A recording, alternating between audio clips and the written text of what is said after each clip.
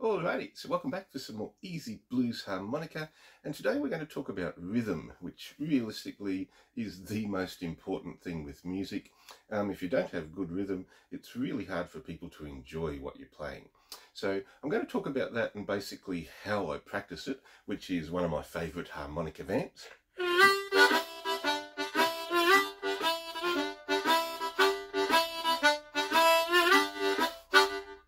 So this lesson goes out to my mate Norm. He put in a question talking about how he felt that rhythm was one of his challenges, keeping a good rhythm and also improvising.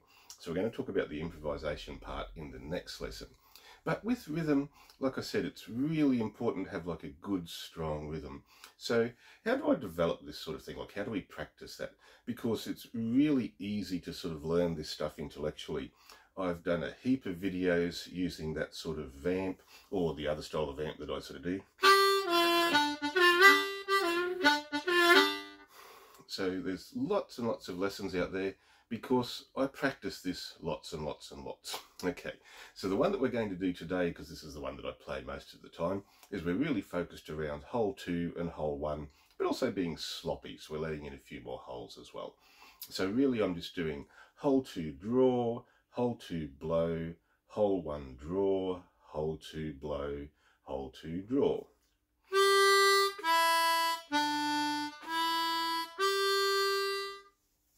And to make it sound cool, I tend to go 1 and 2 and 3 and 4 and...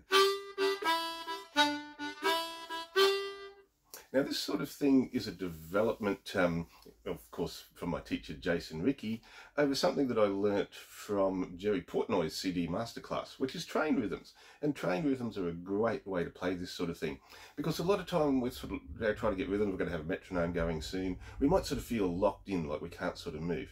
So the Jerry Portnoy train rhythm was based on these 2 syllables, hatta and hadda. So you go hatta hadda, hatta hadda, and the same thing breathing in. Hatta hadda, hatta hadda. So hatta hadda, hatta hadda, hatta hadda, hatta hadda.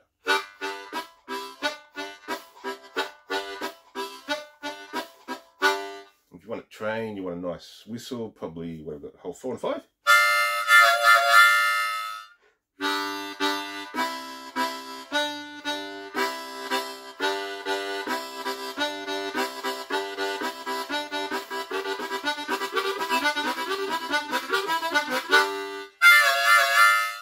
So trains are fun because you can move and experiment, go faster and slower, speed up, slow down. That's what trains sort of do.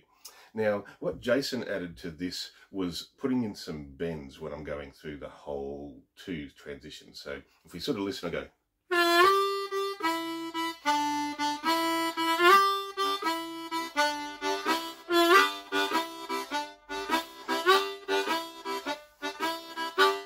So that's a bit of the techniques that I'm sort of going to use. Now, we want this as a practice for our rhythm. So we want a good, strong, steady beat.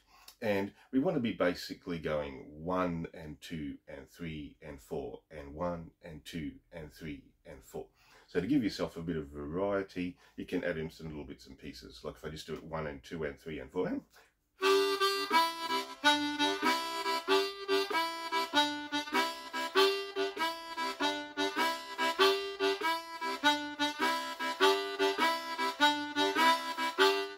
So if I get that and get it really well established and get a little bit bored with it, well then I could add in some little bends. So I'll put my head up when I do the bends.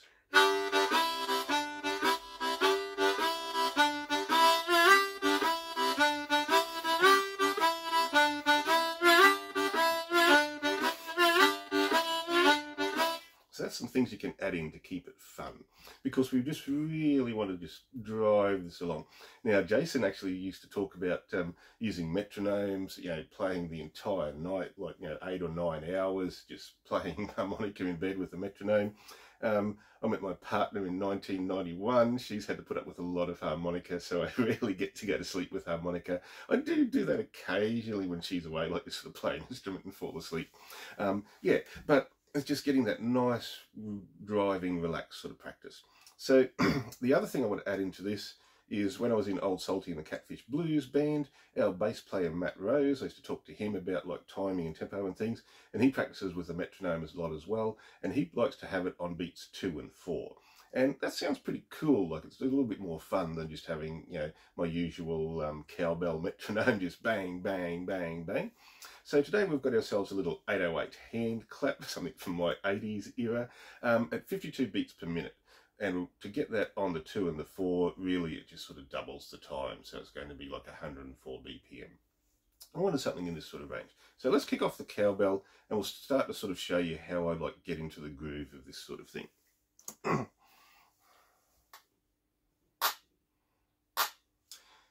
And getting in the grooves like sort of important, like it's, you know, feel the rhythm. Starting off the counting on these is always sort of fun, so I usually go 2, 3, 4, 1 and 2 and 3 and 4 and 1 and 2 and 3 and 4 and 1 and 2 and 3 and 4. And you do that a lot because that 1 and 2 and 3 and 4 is how I play it. Like that's how I get that nice swinging sort of rhythm. A 1 and 2 and 3 and 4 and 1 and 2 and 3 and 4. So we do the same sort of thing with the harp. So I'm going to count in twice. 1 and 2 and 3 and 4 and 1 and 2 and 3 and 4.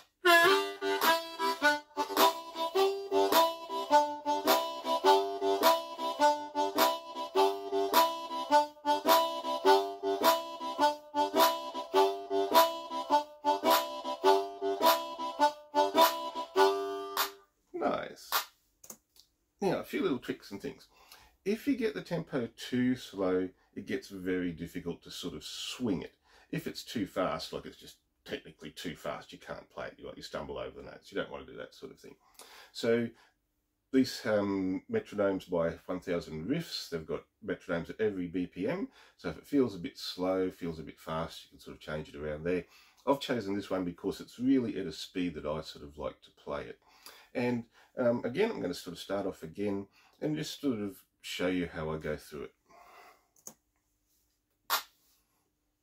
So start to feel the claps. 2 and 3 and 4 and 1 and 2 and 3 and 4 and 1 and 2 and 3 and 4 and 1 and 2 and 3 and 4.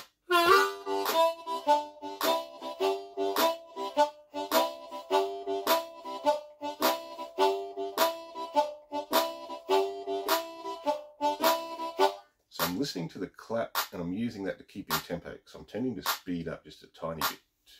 4, a 1 and 2 and 3 and 4.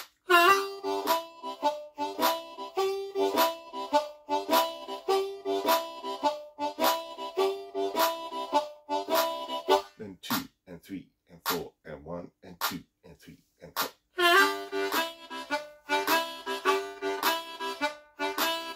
So I can stop, but I can keep playing and come back in at the right time.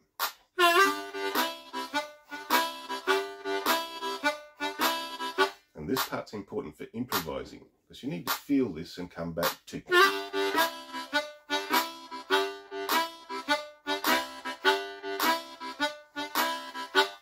Now the easy way to do this is to keep counting inside your head.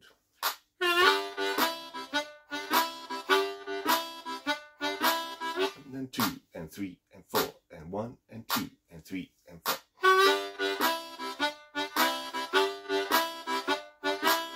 And then 2 and 3 and 4.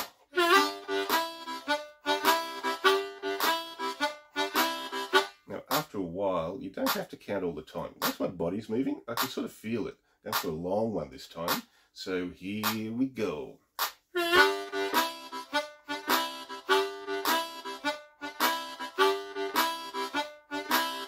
So even when I stop, I've still got the feel. And getting that feel, easiest way to do it is just to play that a lot. Yeah, that's, yeah, I find it fun. Like I like that sort of just, you know, trance sort of music, suspense joke sort of thing. Like it just goes and goes and goes and goes and goes and goes and goes. Yeah, so yeah, I just sit there vamping along like that sort of thing. So yeah, next week we're going to talk about like putting the solos and things into it, but it's important firstly to sort of just get really confident with that vamp. Now when you're playing it, eventually, once you get your vamp really well established, you'll start to feel the tension build, like, and you want to sort of get something else. So just like a little bit sort of for the end, usually put in like a 4-draw, 4-blow, 3-draw half-step bend, that sort of thing. This is the start of like adding improvisation. So if you've got to this end, have a little listen. I'll establish that little vamp, and then I'll just start to put the change in. Now, when you're practicing this, try and keep that vamp going until like actually you sort of feel, oh, this is, you know, I'm stuck here, I need something else. So 2 and 3 and 4, 1 and 2 and 3 and 4, 1 and 2 and 3 and 4.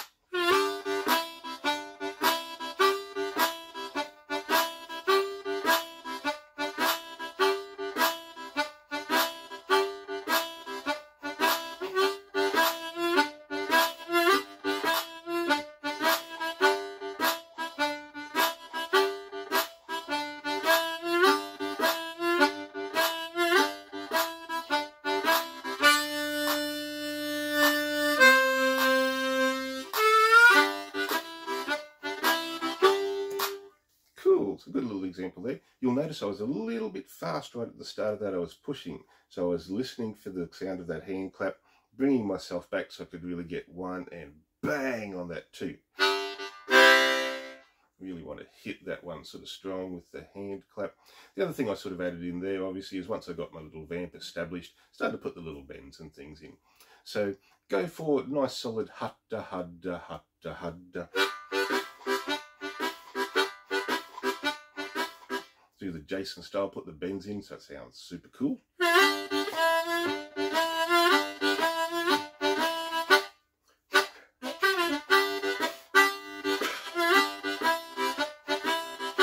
And if your rhythm's nice and strong, makes your improvisation super easy.